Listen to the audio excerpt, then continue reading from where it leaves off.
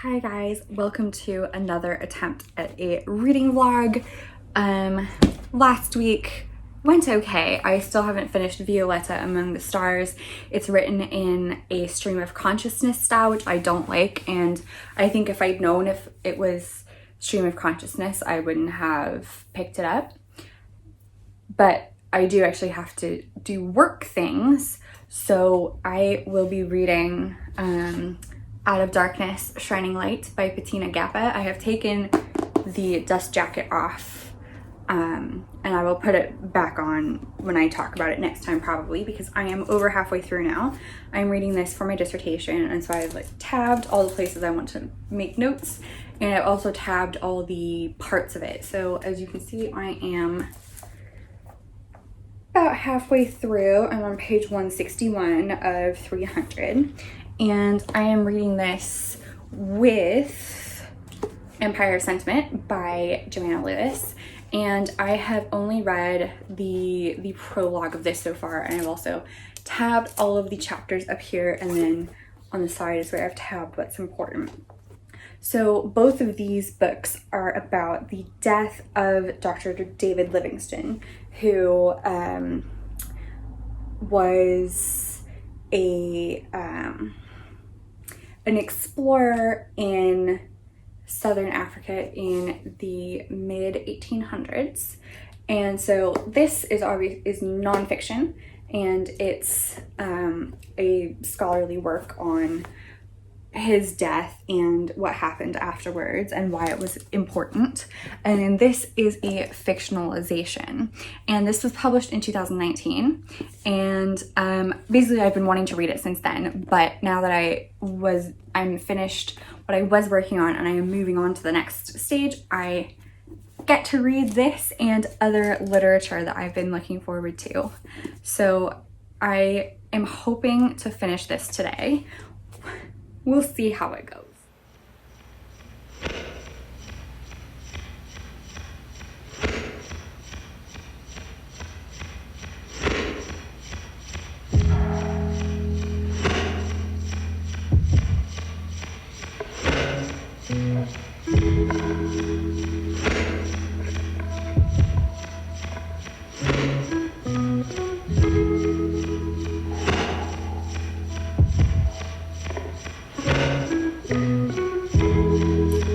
So I am now on page 220 of 300, and I'm really enjoying it. The narrator of this section that I'm in at the moment is infuriating. I will talk about him more when I am done with the book, because I'm not even done with his section, but I'm done with him. That's it. But basically the premise of this book is that Dr. David Livingstone dies in Southern Africa, in the interior, and he has two companions that are well known, but there are also a bunch of other people that make up his entourage, posse. You know what I mean. And so this is them taking his body back to the coast so it can be shipped back to England to be buried. And this is from his companion's perspective, and it's not even like the two famous ones. So on page 7, it says, "This story has been told many times, but always the story of the doctor." His companions, they are sometimes called Susie and Chuma, but more often they are Chuma and Susie.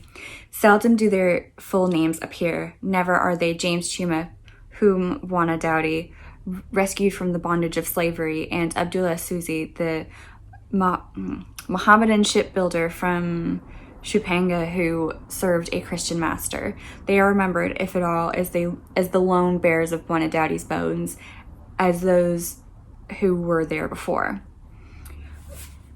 But like I said, they're not the only people that accompanied David Livingstone in life and indeed in death. I mean, both these books are about the death of Livingston, and I wish they were called Deathingston, but so far no one has taken me up on this joke. So I'm gonna take a little break and then I'm gonna come back and finish like the last 80 pages of this. Okay, I finished. I loved it. I knew I was gonna love it, but it's official now that I've finished. I really love it. I used so many sticky tabs. Let's do some ASMR. That I ran out of the yellow sticky tabs on this brand new sheet of sticky tabs, and before I even got to those, I did use up all the yellow ones on this one. So now that I have the dust jacket on, we can appreciate how beautiful this cover is. This is the Faber and Faber hardcover edition.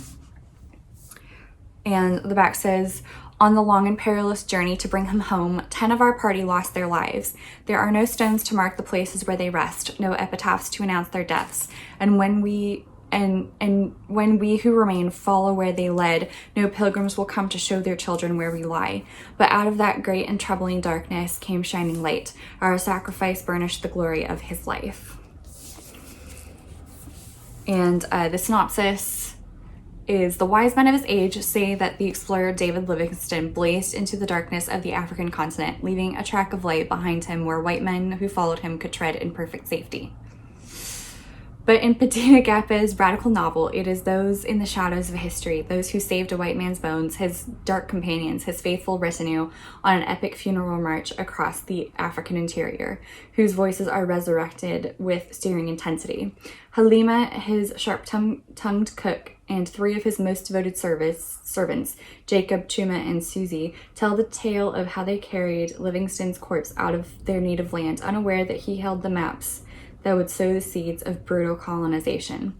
This may be the story of Bwana Dowdy, the doctor, but it is also a revelatory celebration of the 69 men and women who bore his body aloft for 1,500 miles and their bravery, loyalty, and love. And Patina Gapa is a widely translated Zimbabwean writer. She is the author of 2 novels, Out of Darkness, Shining Light, and The Book of Memory, and 2 short story collections, Rotten Row and an Elegy for Easterly. She is the recipient of the Guardian First Book Award and the McKitterick Prize from the Society of Authors. A lawyer specializing in international trade and investment, as well as a writer, Patina lived and worked in Geneva, Switzerland for many years. She currently lives in Harare, Zimbabwe. And what I love about this is that it is absolutely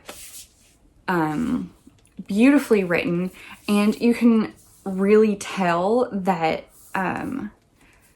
the author works in like international law. And there are so many excellent points about imperialism and colonialism in this book. And the perspectives of each of the companions is also really, really interesting. I don't think I've ever read anything like this book, and I will definitely read it again at some point. And now that I'm done with it, I get to type up all my notes, which is somewhat less fun than reading.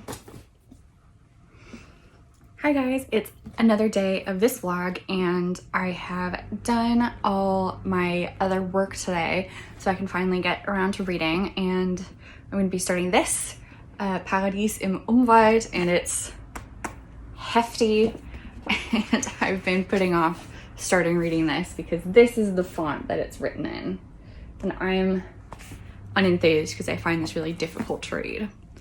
But on the bright side, I do have a pocket square, so I look very sophisticated, and I also have my tea.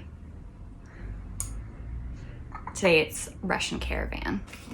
This is a German colonial novel, and I think it was originally published in 1934, so it was like a nostalgic, romanticized view of like adventure in the colonies. And I can't remember exactly what this is about. I got this some time ago and I knew what the plot was then. I had forgotten, and this copy does not come with a blurb. You just have to jump into it. So we'll see how I get on with this chunky volume.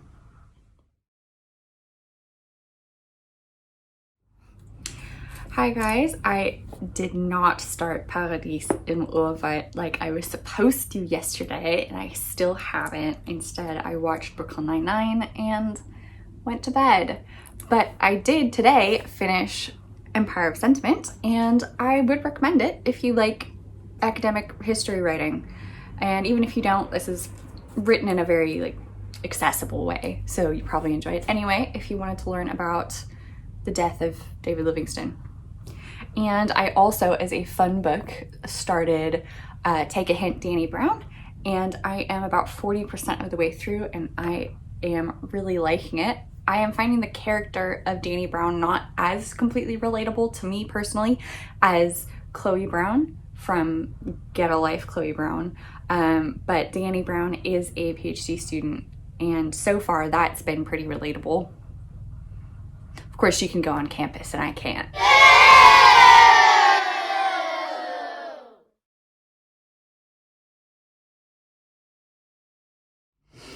So I finished Take a Hint, Dani Brown, and I really enjoyed it. It was very cute, and it had everything that we love to see. Healthy emotional growth for everyone, a nuanced and respectful depiction of anxiety, and just overall being cute and funny and adorable, and I loved it. It warmed my cold, dead heart. I think I like Get a Life, Chloe Brown a little bit more. I think I saw myself in Chloe more than I did Dani, but Dani was still very relatable, and so was Saf. So I'm gonna go to bed now because I'm real tired.